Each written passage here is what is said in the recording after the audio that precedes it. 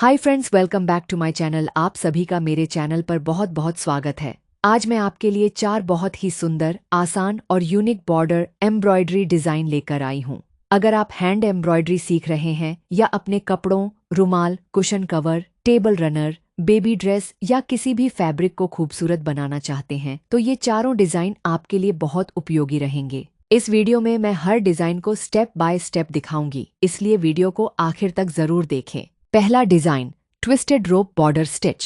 सबसे पहले हम बनाते हैं ट्विस्टेड रोप बॉर्डर स्टिच। इस डिजाइन का लुक बिल्कुल मुड़ी हुई रस्सी जैसा दिखाई देता है, इसलिए इसका नाम ट्विस्टेड रोप रखा गया है। इसे बनाने के लिए बराबर दूरी पर स्टिच लगाए जाते हैं और हर स्टिच को एक ही दिशा में ट्विस्ट करते हुए आगे बढ़ाया जाता है। धीरे धीरे पूरा पैटर्न एक सुंदर चेन की तरह दिखाई देने लगता है। यह डिजाइन बॉर्डर बनाने के लिए बहुत अच्छा है। आप इसे दुपट्टे, कुर्ती की नेकलाइन, स्लीव्स, ताकिए के कवर या बच्चों के कपड़ों पर आसानी से बना सकते हैं। अगर आप शुरुआत कर रहे हैं तो यह डिजाइन आपके लिए एक बेहतरीन अभ्यास भी है। दूसरा design, French not wine stitch. Video में अब हम सीखेंगे हमारा दूसरा और बहुत ही खूबसूरत डिजाइन, जिसका नाम है फ्रेंच नॉट वाइन स्टिच। यह डिजाइन देखने में जितना आकर्षक लगता है, बनाना भी उतना ही आसान है। अगर आप एम्ब्रॉयडरी की शुरुआत कर रहे हैं, तब भी थोड़ी सी प्रैक्टिस के बाद आप इसे बहुत आसानी से बना सकते हैं। इस डिज़ाइन में एक सीधी बेल या तने का आकार बनाया जाता है और उसके दोनों तरफ छोटे छोटे फ्रेंच नॉट्स बनाए जाते हैं। ये नॉट्स देखने में बिल्कुल छोटी छोटी कलियों या फलों जैसे लगते हैं, जिससे पूरा डिज़ाइन बहुत ही सुंदर और नेचुरल दिखाई देता है। इसे बनाने के लिए सबसे पहले कपड़े पर एक हल्की सी सीधी लाइन बना लें ताकि आपकी बेल बिल्कुल सीधी बने। इसके बाद स्टेम को साधारण स्टेम स्टिच या अपनी पसंद की किसी भी लाइन स्टिच से तैयार करें। जब स्टेम तैयार हो जाए तब उसके दोनों तरफ बराबर दूरी पर फ्रेंच नॉट बनाना शुरू करें। फ्रेंच नॉट बनाते समय धागे को सुई के चारों ओर 1 या 2 बार लपेटें और उसी जगह के बिल्कुल पास सुई को कपड़े में डालें। ध्यान रखें कि धागे का तनाव न बहुत ढीला हो और न ही बहुत ज्यादा कसा हुआ। सही तनाव रखने से नॉट गोल, उभरा हुआ और साफ दिखाई देता है। इस डिजाइन की सबसे बड़ी खूबी यह है कि इसमें आप अपनी पसंद के अनुसार रंगों का प्रयोग कर सकते हैं, जैसे हरे रंग की बेल के साथ गुलाबी, पीले, सफेद या बैंगनी रंग के फ्रेंच नॉट्स बहुत सुंदर लगते हैं। अगर आप अलग अलग रंगों के नॉट्स बनाएंगे तो डिजाइन और भी आकर्षक दिखाई देगा। यह डिजाइन कुर्ती की नेकलाइन, स्लीव बॉर्डर, दुपट्टे के किनारे, रूमाल, cushion cover, table runner, baby dress और फ्लोरल एम्ब्रॉयडरी के साथ भी बहुत अच्छा लगता है। छोटे छोटे स्पेस भरने के लिए भी यह एक बेहतरीन डिजाइन है। अगर आप पहली बार फ्रेंच नॉट बना रहे हैं तो शुरुआत में हो सकता है कि सभी नॉट्स एक जैसे न बने, लेकिन चिंता करने की जरूरत नहीं है। थोड़ी सी प्रैक्टिस के बाद आपके सभी नॉट्स एक समान और सुंदर बनने लगेंगे। एम्ब्रॉयडरी में सबसे महत्वपूर्ण चीज है धैर्य और नियमित अभ्यास। आप चाहें तो इस डिजाइन में बेल को थोड़ा घुमावदार बनाकर भी तैयार कर सकते हैं। इससे ऐसा लगेगा जैसे कोई प्राकृतिक लता कपड़े पर उग रही हो। यही छोटी छोटी क्रिएटिविटी आपके काम को सबसे अलग और आकर्षक बनाती है। तो दोस्तों, यह था हमारा फ्रेंच नॉट वाइन स्टिच। उम्मीद है कि आपको यह डिजाइन पसंद आया होगा। अब हम सीखेंगे हमारा तीसरा और बहुत ही सुंदर डिजाइन, जिसका नाम है लीफ चेन बॉर्डर स्टिच। यह डिजाइन अपनी सादगी और खूबसूरती की वजह से बहुत पसंद किया जाता है। देखने में यह एक छोटी सी बेल जैसा लगता है, जिसमें बीच में चेन स्टिच और उसके दोनों तरफ नन्ही नन्ही पत्तियां बनी होती हैं। यही कारण है कि यह डिजाइन किसी भी एम्ब्रॉयडरी प्रोजेक्ट को एक नेचुरल और एलिगेंट लुक देता है। इस डिजाइन को बनाने के लिए सबसे पहले कपड़े पर एक हल्की सी सीधी लाइन बना लें। इससे आपकी पूरी डिजाइन एकदम सीधी और साफ बनेगी। अब इस लाइन पर छोटी छोटी चेन स्टिच बनानी शुरू करें। कोशिश करें कि सभी चेन स्टिच एक जैसी लंबाई और समान दूरी पर हों, क्योंकि इससे पूरी बॉर्डर का लुक बहुत सुंदर आता है। जब बीच की चेन तैयार हो जाए तब हर चेन के दोनों तरफ छोटी छोटी पत्तियां बनानी शुरू करें। पत्तियां बनाते समय ध्यान रखें कि दोनों तरफ का आकार लगभग बराबर हो।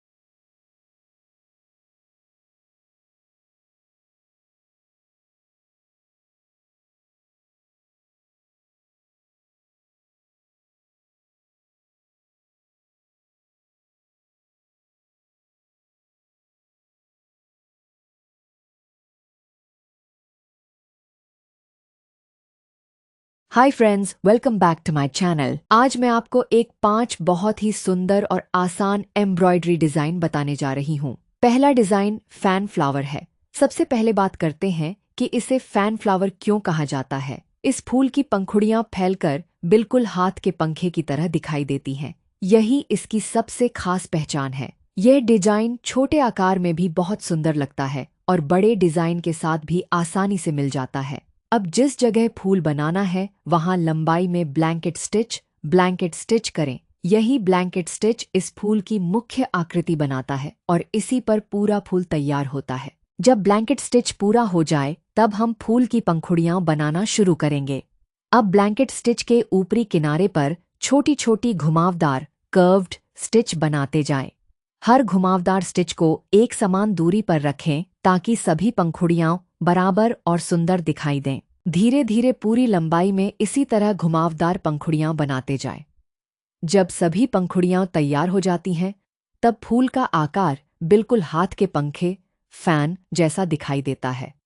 यही कारण है कि इस डिजाइन को फैन फ्लावर कहा जाता है। इसके बाद नीचे की ओर हरे रंग के धागे से फूल की डंडी बनाएं और दोनों तरफ लेजी डेजी स्टिच से 2 छोटी पत्तियां बना दें। इससे फूल का डिजाइन और भी सुंदर तथा प्राकृतिक लगता है। इस डिजाइन की सबसे अच्छी बात यह है कि इसमें केवल कुछ आसान स्टिच का उपयोग होता है, इसलिए इसे कोई भी आसानी से सीख सकता है। आप इसे लाल, गुलाबी, पीले, नारंगी या अपनी पसंद के किसी भी रंग में बना सकते हैं। कई फैन फ्लावर को एक साथ बनाकर आप बहुत ही सुंदर फ्लोरल बॉर्डर भी तैयार कर सकते हैं।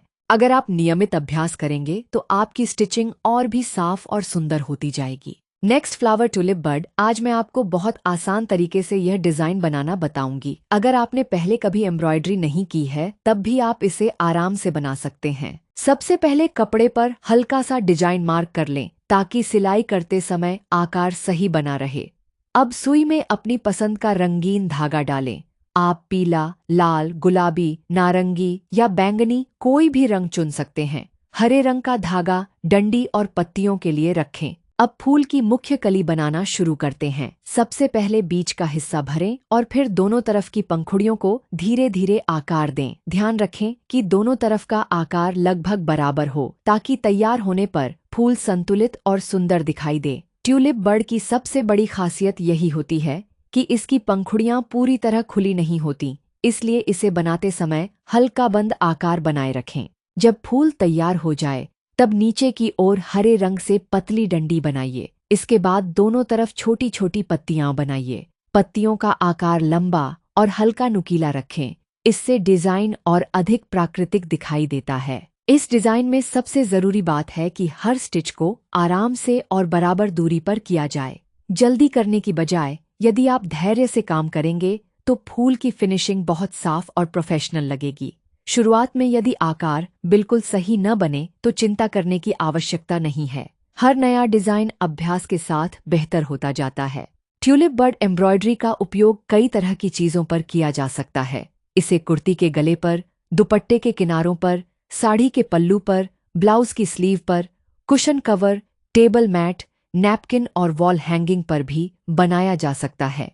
यदि आप 3 या 5 ट्यूलिप बड एक साथ बनाते हैं तो पूरा डिजाइन और भी आकर्षक दिखाई देता है। रंगों के साथ भी आप कई तरह के प्रयोग कर सकते हैं। उदाहरण के लिए पीले फूल के साथ हरी पत्तियां, गुलाबी फूल के साथ गहरे हरे पत्ते या लाल और नारंगी रंग का मिश्रण बहुत सुंदर लगता है। यदि आप हल्के और गहरे रंगों को साथ में इस्तेमाल करेंगे तो डिजाइन में गहराई और सुंदरता दोनों बढ़ जाएगी। एम्ब्रॉयडरी डिजाइन सीखने के लिए मेरे चैनल को सब्सक्राइब करना न भूलें। अब नेक्स्ट फ्लावर की ओर चलते हैं, हाफ ब्लूम फ्लावर।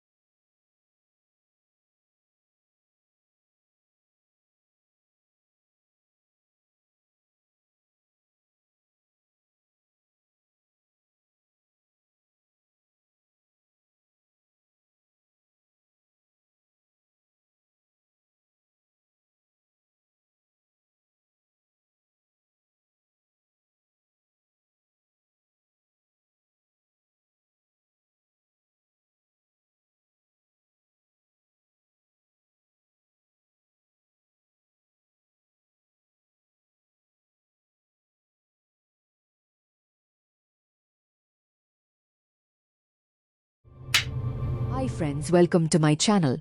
चलिए बिना समय गंवाए इस खूबसूरत डिजाइन को बनाना शुरू करते हैं।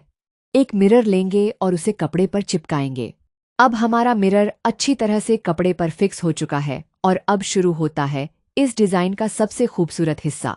यही वह स्टेप है जहां से हमारी साधारण सी शुरुआत धीरे धीरे एक शानदार रॉयल मिरर मंडला डिजाइन में बदलने लगती है। इस स्टेप के लिए मैं डार्क पिंक एम्ब्रॉयडरी धागे का इस्तेमाल कर रही हूँ। आप चाहें तो अपनी पसंद का कोई भी गहरा रंग चुन सकते हैं, लेकिन डार्क पिंक इस डिजाइन को बहुत ही रॉयल और एलिगेंट लुक देता है। सबसे पहले सुई को कपड़े के पीछे से बाहर निकालिए। अब मिरर के किनारे से थोड़ा बाहर पहली सिलाई लगाइए। ध्यान रखें कि हर सिलाई की दूरी बराबर हो। यही छोटी छोटी बातें आगे चलकर पूरे डिजाइन की खूबसूरती तय करती हैं। अब इसी तरह पूरे मिरर के चारों ओर एक एक करके बराबर दूरी पर टांके लगाते जाइए।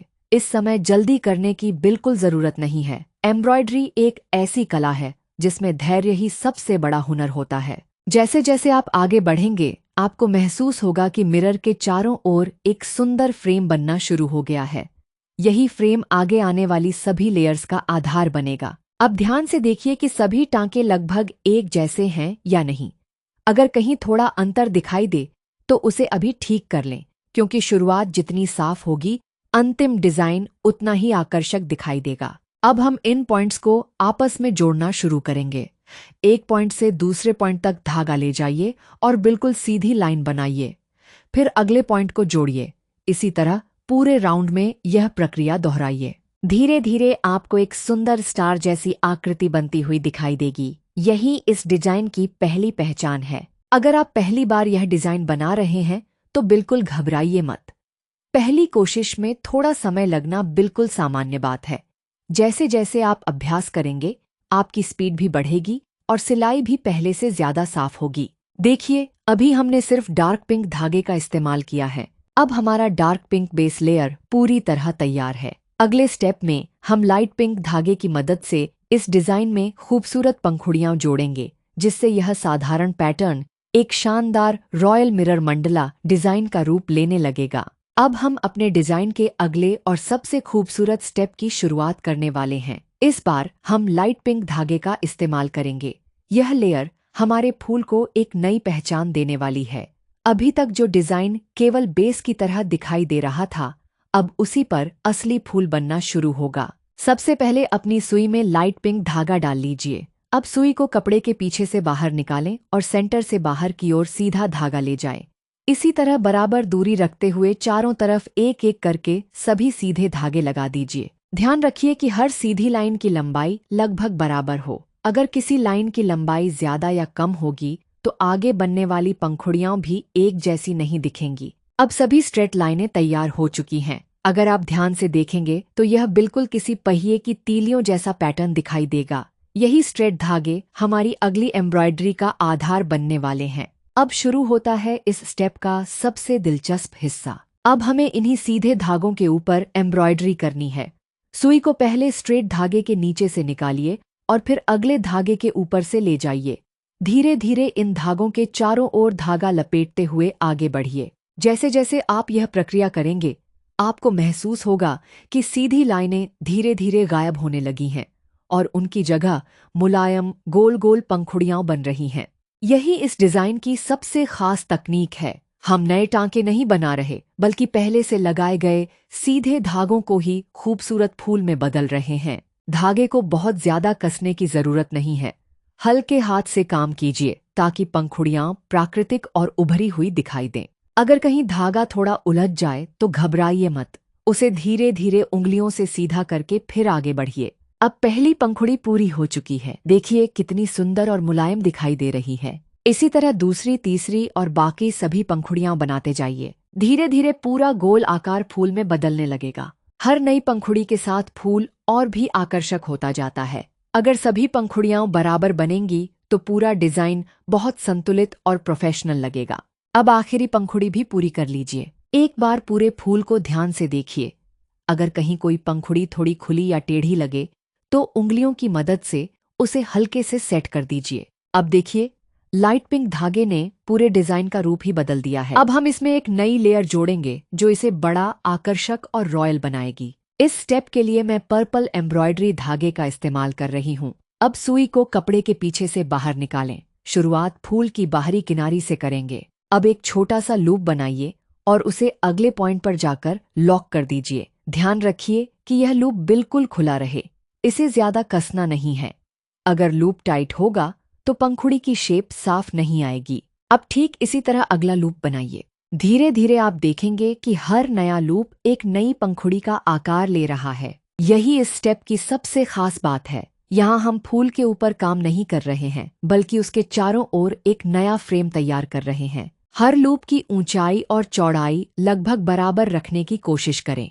जब सभी लूप एक जैसे बनते हैं तब पूरा डिजाइन बहुत संतुलित और सुंदर दिखाई देता है। अगर किसी जगह लूप थोड़ा छोटा या बड़ा बन जाए तो चिंता करने की जरूरत नहीं है। सुई की मदद से उसे हल्का सा एडजस्ट कर सकते हैं। अब एक एक करके पूरे फूल के चारों ओर यही प्रक्रिया दोहराइए। देखिए, जैसे जैसे पर्पल पंखुड़ियां जुड़ रही हैं, डिजाइन पहले से कहीं बड़ा और आकर्षक दिखाई देने लगा है। अब फूल केवल सेंटर तक सीमित नहीं है, इसकी खूबसूरती बाहर की ओर भी फैल रही है।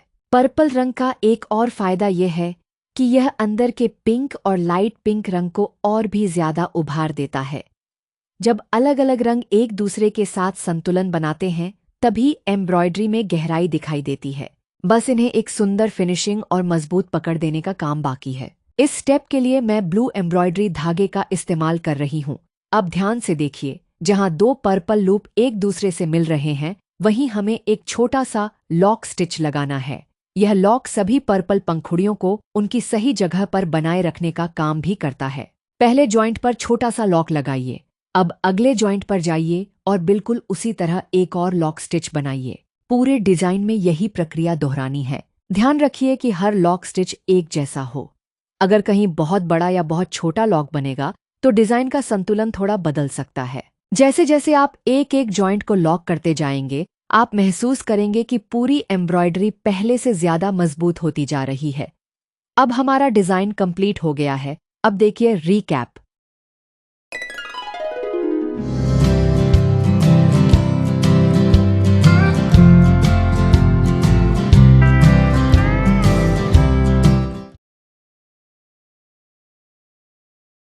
नमस्कार दोस्तों, आप सभी का मेरे चैनल पर बहुत बहुत स्वागत है। आज मैं आपके लिए लेकर आई हूँ 5 बहुत ही आसान और खूबसूरत हैंड एम्ब्रॉयडरी फ्लावर डिजाइन, जिन्हें कोई भी शुरुआत करने वाला आसानी से बना सकता है। अगर आपको फ्लोरल एम्ब्रॉयडरी पसंद है और आप अपने कुर्ती, दुपट्टे, blouse, pillow cover, table runner या किसी भी फैब्रिक को सुंदर बनाना चाहते हैं, अब हम इस खूबसूरत fan petal flower border stitch को बनाना सीखेंगे।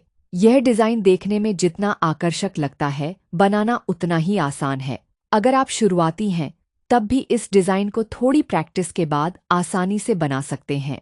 सबसे पहले अपने कपड़े को एम्ब्रॉयडरी हुक में अच्छी तरह सेट कर लीजिए ताकि कपड़ा बिल्कुल टाइट रहे। टाइट कपड़े पर स्टिच साफ और सुंदर बनते हैं। अब पेंसिल या फैब्रिक मार्कर से फूल की हल्की आउटलाइन या सिर्फ एक सेंटर पॉइंट बना लें। अगर आप बॉर्डर बना रहे हैं तो पहले पूरे बॉर्डर की दूरी मार्क कर लें ताकि सभी फूल बराबर बराबर दूरी पर बने। अब पीले रंग का धागा लीजिए और फूल के नीचे वाले सेंटर पॉइंट से सुई बाहर निकालिए। अब ऊपर की ओर लंबी सीधी स्टिच लगाइए। इसी तरह एक एक करके 6 से 8 लंबी स्टिच बनाइए। कोशिश करें कि सभी स्टिच की लंबाई लगभग बराबर रहे और वे हल्के गोल आकार में फैली हों। यही स्टिच आगे चलकर पंखुड़ियों का आधार बनेंगी। इसके बाद नारंगी रंग का धागा लीजिए। अब सबसे बाईं ओर से शुरुआत करते हुए इन लंबी स्टिच के ऊपर बुनाई की तरह धागा ले जाएं। ध्यान रखें कि हर बार धागा स्टिच के ऊपर और नीचे से गुजरता हुआ आगे बढ़े। धीरे धीरे सभी स्टिच जुड़ने लगेंगी और ऊपर का हिस्सा बिल्कुल पंखे जैसा दिखाई देगा। यही इस डिजाइन की सबसे खास खूबसूरती है। जब फूल का ऊपरी भाग तैयार हो जाए तब हरे रंग के धागे से नीचे छोटा सा आधार बनाइए। इसके बाद उसी जगह से नीचे की ओर एक सीधी स्टेम स्टिच लगाइए। स्टेम बहुत मोटी नहीं होनी चाहिए, तभी फूल सुंदर लगेगा। अब दोनों तरफ छोटी छोटी लेजी डेजी स्टिच बनाकर पत्तियां तैयार करें। दोनों पत्तियों का आकार एक जैसा रखने की कोशिश करें। यदि चाहें तो बीच में एक छोटी सी सीधी स्टिच लगाकर पत्ती की नस भी दिखा सकते हैं, जिससे डिजाइन और आकर्षक लगेगा। अगर आप इस डिजाइन से पूरा बॉर्डर बना रहे हैं तो हर फूल के बीच लगभग एक जैसा गैप रखें। इससे पूरा पैटर्न बहुत साफ और प्रोफेशनल दिखाई देगा। आप चाहें तो फूलों के बीच छोटी छोटी पत्तियां या फ्रेंच नॉट भी जोड़ सकते हैं, जिससे बॉर्डर और भी रिच लगेगा। रंगों की बात करें तो पीला और नारंगी इस डिजाइन की सबसे लोकप्रिय रंग जोड़ी है, लेकिन गुलाबी और लाल, बैंगनी और लैवेंडर या नीले और आसमानी रंग का संयोजन भी बहुत खूबसूरत लगता है। हल्के रंग के कपड़े पर चमकीले धागे और गहरे कपड़े पर हल्के धागे हमेशा अच्छा प्रभाव देते हैं। एक छोटी सी सलाह, स्टिच लगाते समय धागे को न बहुत कसें और न ही बहुत ढीला रखें। बराबर टेंशन रखने से पंखुड़ियां एक जैसी बनेंगी और फूल का आकार भी साफ दिखाई देगा। अगर पहली बार में डिजाइन परफेक्ट न बने तो घबराइए नहीं। थोड़ी सी प्रैक्टिस के बाद आपके फूल बिल्कुल प्रोफेशनल फिनिश वाले दिखने लगेंगे। अब हम सीखेंगे लीफ कप फ्लोरल स्टिच बनाना। ये एक बहुत ही प्यारा और यूनिक फ्लावर डिजाइन है। इसकी खासियत ये है कि इसकी पंखुड़ियां नीचे की ओर कप की तरह झुकी हुई दिखाई देती हैं, इसलिए इसका नाम लीफ कप फ्लोरल स्टिच रखा गया है। ये डिजाइन कुर्ती, दुपट्टे, ब्लाउज, बच्चों के कपड़ों और कुशन कवर पर बहुत सुंदर लगता है। सबसे पहले कपड़े को एम्ब्रॉयडरी हुक में अच्छी तरह टाइट कर लीजिए। इसके बाद फैब्रिक मार्कर से फूल का एक छोटा सेंटर पॉइंट और नीचे स्टेम की हल्की गाइड लाइन बना लें। इससे डिजाइन बनाते समय सभी स्टिच सही जगह पर आएंगे। अब पीले रंग का धागा लें और फूल के सेंटर के नीचे से सुई बाहर निकालें। अब लेजी डेजी स्टिच की मदद से एक एक करके 5 या 6 लंबी पंखुड़ियां बनाइए। सभी पंखुड़ियां नीचे की ओर हल्की झुकी हुई रखें ताकि फूल का कप जैसा आकार बने। ध्यान रखें कि हर पंखुड़ी का आकार लगभग एक जैसा हो, तभी फूल संतुलित और सुंदर दिखाई देगा। अब भूरे या काले रंग के धागे से फूल के ऊपर फ्रेंच नॉट या छोटे छोटे नॉट्स बनाइए। यही फूल का सेंटर होगा और इससे डिजाइन में गहराई और आकर्षण आएगा। कोशिश करें कि सभी नॉट्स एक साथ और बराबर दूरी पर हों। इसके बाद हरे रंग के धागे से फूल के नीचे एक पतली स्टेम स्टिच बनाइए। स्टेम सीधी और साफ होनी चाहिए ताकि पूरा फूल सुंदर दिखाई दे। अब स्टेम के दोनों तरफ लेजी डेजी स्टिच से 2 हरी पत्तियां बनाइए।